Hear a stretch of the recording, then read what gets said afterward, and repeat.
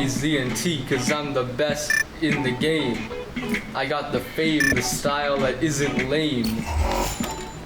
Hey, is there a cassette tape anywhere? I sure do. This cassette is the best, I can attest. Best cassette in the east to the west. Yeah, I ain't a rapper. This cassette's dapper. I'm no capper. Okay, do you mind if I take that off your hands? Yeah, sure. Alright, thank you. No problem, bro.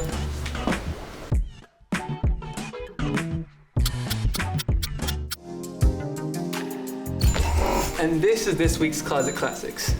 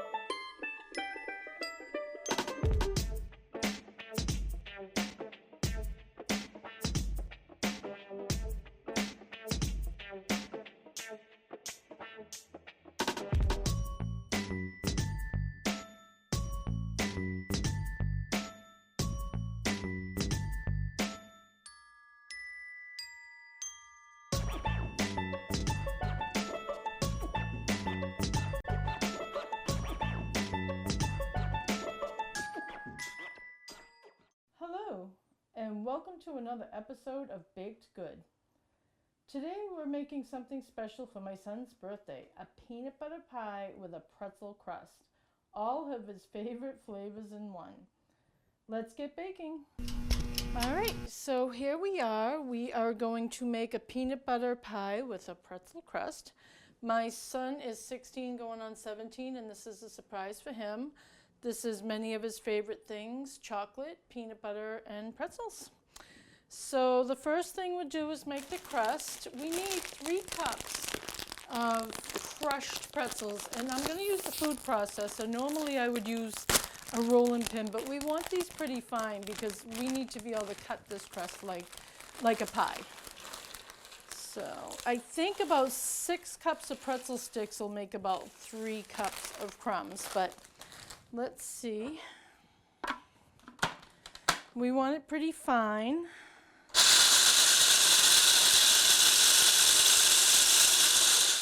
Just make sure it's getting everything.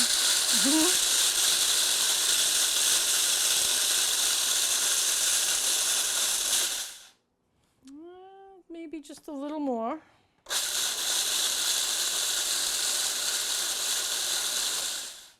I know that's pretty ground and small, but that's what we want. We're going for the crispiness and the taste of it, but not the chunks.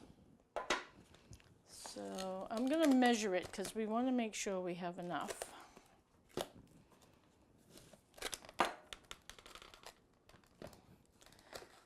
Can't seem to get it off.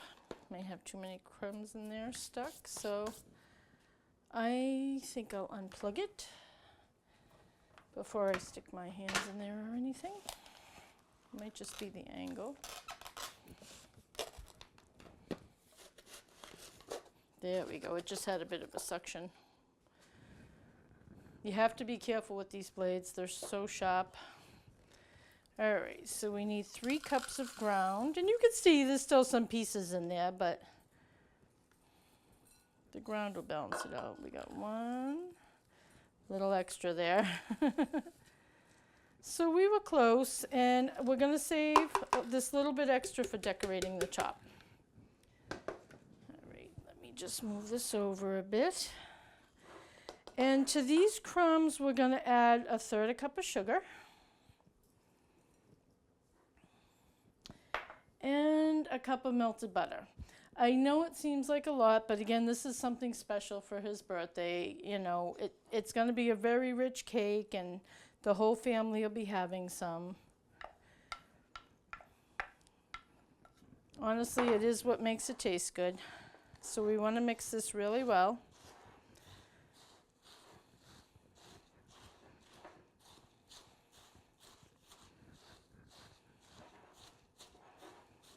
Kind of looks like dirt. You want to make sure you get butter throughout. I don't know how you could not with all that butter in it, but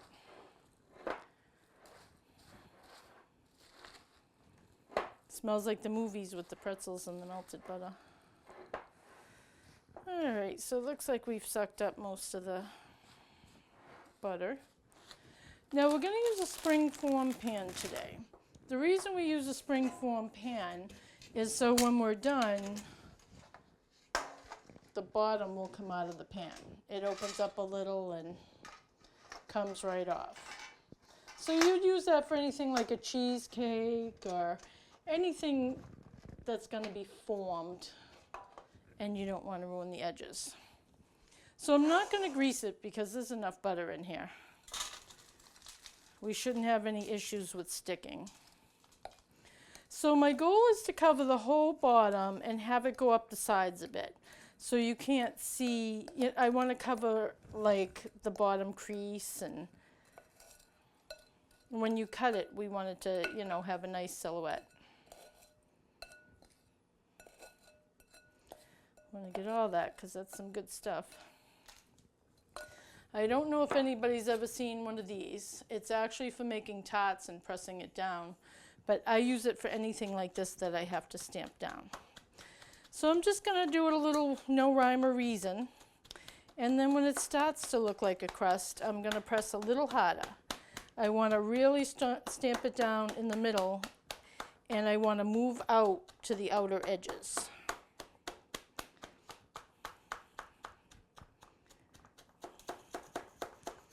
All right, I'm going to tamp down the edges a bit. And then just look to see if anything's uneven. You don't want a hump, or you want it to be about the same. And I'm going to try and push it up a little bit around the edge, just to make that nice edge, and when we cut it, so it has a nice silhouette.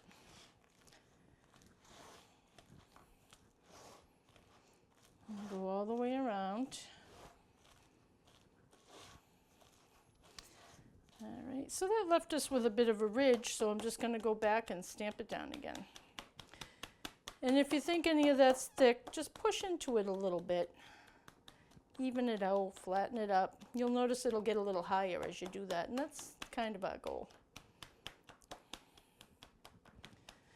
All right, so this really is a no-bake pie except for the crust. We're going to bake the crust just to set it and cool it down.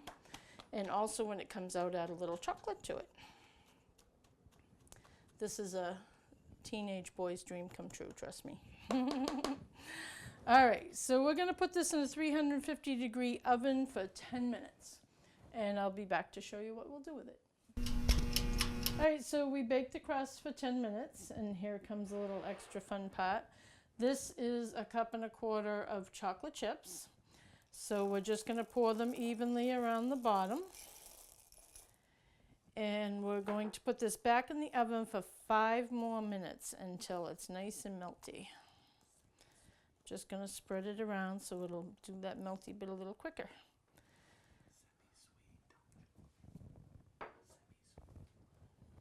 Okay, so we'll see you in 5 minutes. All right, so this is 5 minutes later, and our chocolate is nice and melty. We're going to go in there with our angled spatula the best we can and try and spread it all over our crust. Seems like it would be an easy feat, but it's not sometimes. We're getting a little bit of pretzel crumb in it, but I don't think it's going to change how wonderful it's going to be. So trying to get it even. We're going to put all kinds of goodies on it, so I'm not sure it matters, but I don't want a big glob somewhere and not much somewhere else. So I'll just go around the circle a couple times. Make sure everybody's got a little bit. When I looked at this recipe and saw it had a layer of chocolate, I knew it would be good. All right, so we're going to let this cool. I think I'm even going to stick it in the fridge for a bit. It should be nice and cool and not warm at all when we put the filling in. So I'll set up for the filling and we'll be right back. All right, so we're going to work on our filling. I have an 8-ounce brick of cream cheese here that, again, I put in the microwave for about 15 seconds, and it's been out at room temperature because we really need it to be soft so we can blend. And we're going to put that in. And I have 1.25 cups of peanut butter. Now, I don't use anything but natural peanut butter because, as we've spoken about before, I don't do hydrogenated oils. So this is actually just Skippy Natural, which is really good. They even have one that's with honey. But it does have palm oil in it. A lot of them are just peanuts and salt, but that's what I prefer, even in cooking. I try to never use the hydrogenated stuff. So again, this is 1.25 cups. One of my son's favorite flavors, so got to get it in there. I swear when he was a kid, he could eat peanut butter on anything. It's a little messy. And the Skippy kind of natural peanut butter does not have to be stirred. You can see it's a little oily because I took it off the top, but it doesn't settle and you don't have to stir it. So before I add anything else, let's get these blended together. And since the cream cheese was room temperature, it wouldn't be too bad. I'm going to actually turn it up a bit. But these are the two things that we want really blended.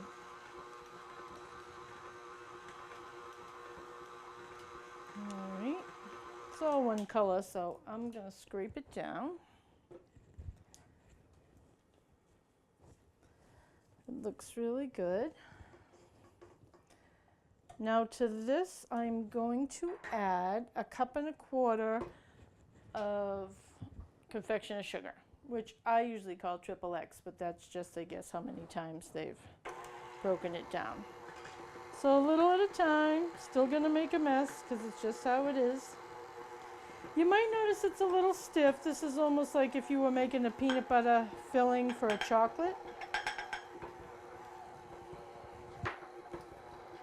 And I'm gonna add 1/2 teaspoon of vanilla. Again, I'm using my Mexican vanilla because I think it's the right flavor for this. So just 1/2 teaspoon. I always eyeball it. I use it so much, I'm just used to it. So it looks pretty thick at this point.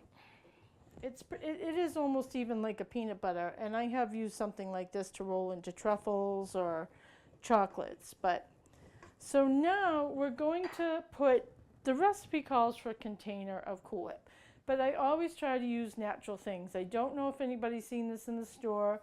It's called True Whip, and again, it's palm oil. I know there's a lot of things made with that, but that allows it to not be hydrogenated.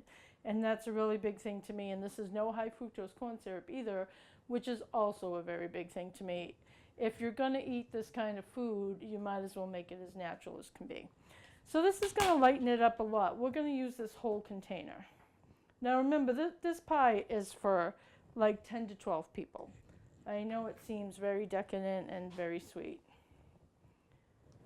And a lot of those people will be teenagers, so I'm going to put a little in, get it started, little by little.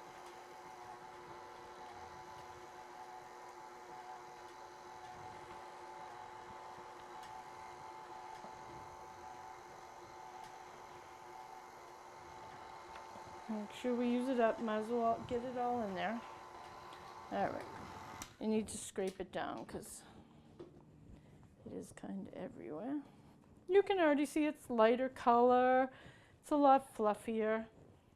Now this particular pie, I'm going to put in the refrigerator because it hasn't been that hot. If this was the middle of summer, you absolutely could put this in the freezer too and make like an ice cream pie of it. But I'm thinking the fridge will be fine. It'll solidify, and if it ever should be a hot day, I might have thought of putting it in the freezer. All right, we're going to give it another whirl. Try and get it all one color.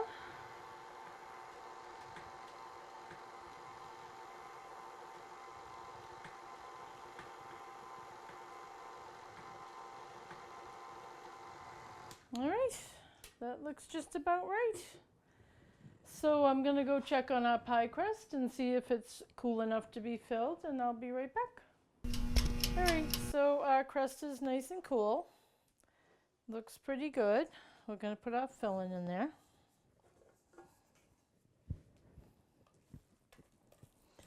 Love these rubber spatulas. I don't know what we did without them. I don't remember having them when I was younger. So we can get every last speck of goodness.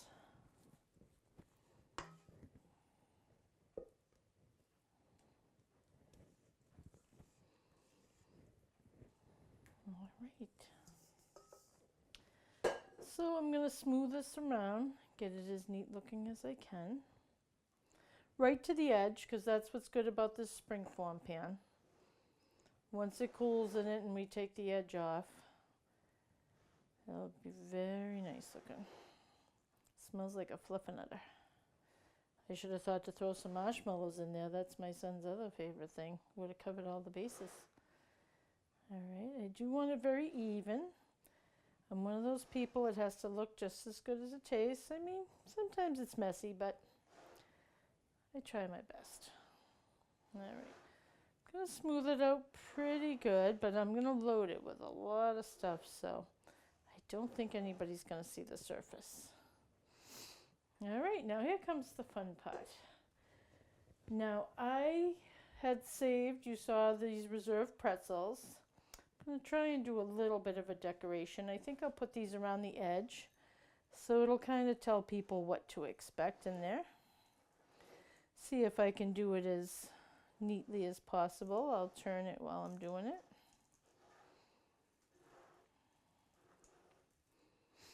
Just to make it look good. This is for my son's birthday, so I don't want it to be a mess. Just going to press it all the way to the edge again. I might press it a little bit in too, so that it sticks in our peanut butter filling. Spread it a little with my fingers. Actually, that was just the right amount being left for decorations. All right. Now, this might seem a lot, but remember this is for a teenage boy. I'm going to put all these Reese's cups on top of this pie. I know it's a lot. This is just a special treat for a birthday. And honestly, look how small they are these days. When I was younger, I swear to God, that thing felt like it was the whole size of my hand. Not to say that still I'm going to put 8 of these isn't a lot, but for a birthday party, it should be just enough.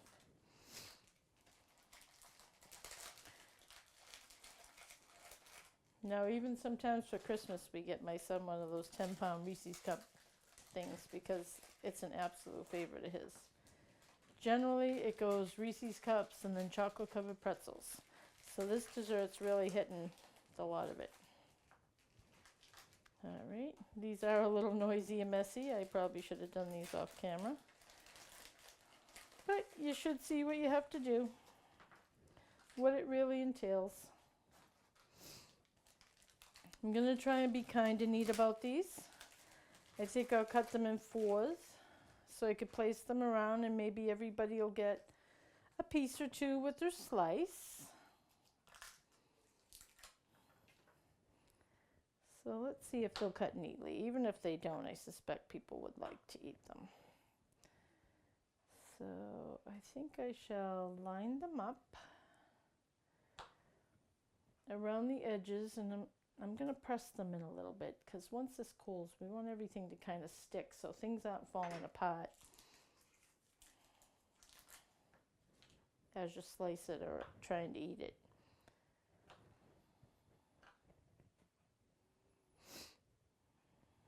Trying to think of something more decorative to do with them, but I think when all is said and done, it's going to look pretty good. I might keep a whole one in the middle. I'm going to press that right in there.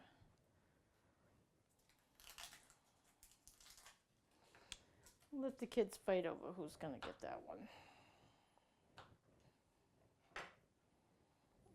I think we'll start going the other way just for a bit of a decorative border.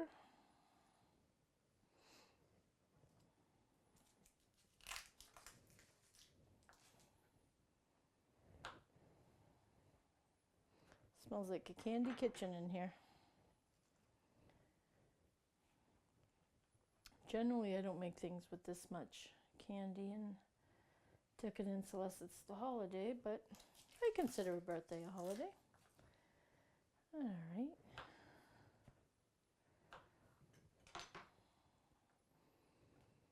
Let's see.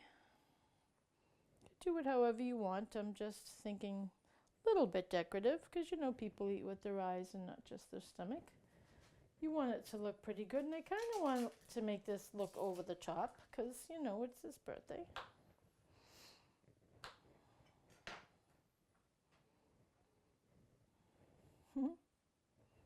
I think that's enough Reese's. We have one left. I'd hate to have one left. Let's see what we could do.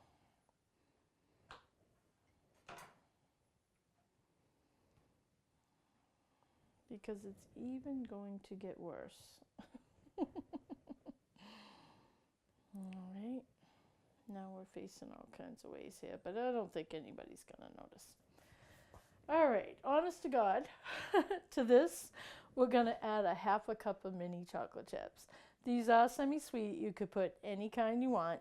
Now remember, this is for 10 to 12 people. It seems like an awful lot, but I'm just going to sprinkle them over. You can use more, you can use less. All right, I'm going to save just a couple because what I want to do is put some rainbow sprinkles on because it is for a birthday and I want it to have a little color, even though I'm sure he'll be fine with just that. Now I have through the years made many, many cakes, but I have found that this is the kind of dessert that he would rather have.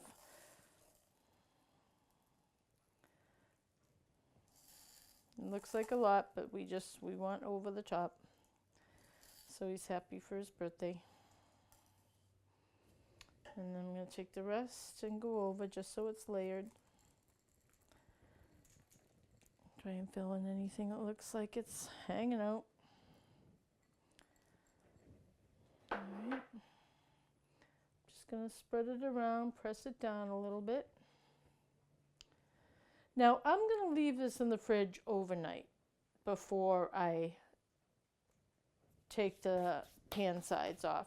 I want it to be nice and stiff, and as I mentioned, you could freeze this if you wanted to. But I think the fridge is going to do it, but it will be in overnight, so I will be back tomorrow to show you how it came out. All right, so it's been sitting all night. Let's see how it comes out. Now, it is always kind of a crapshoot. It looks like it came out right. There's nothing weird. I just, you know, this isn't Food Network with somebody that has an extra one in the back. So we're going to bend this back and hopefully it's going to open. Oh, good, good, good. We might lose a few pretzels, but it looks like it came out okay. Ooh, I have to loosen it a little bit. There we go. Now the unfortunate thing with a springform pan is it has to go up through. Or maybe, I don't know if this will be big enough to get it off. No, I think it's going to have to go up through. So we're going to hope that we don't drop it. But this is again why I like to show you this kind of stuff, because you should see that it's not all, you know, easy as pie as sometimes they do show it on TV. But honestly, that looks pretty good. We'll put that on a plate. Very minimal damage. We lost a couple of pretzels, but you could see it looks real nice, and see what I meant about the crust coming up a little bit. When we cut that, that'll be beautiful. So there you have it. Chocolate peanut butter pretzel crusted pie. Okay, see you next time.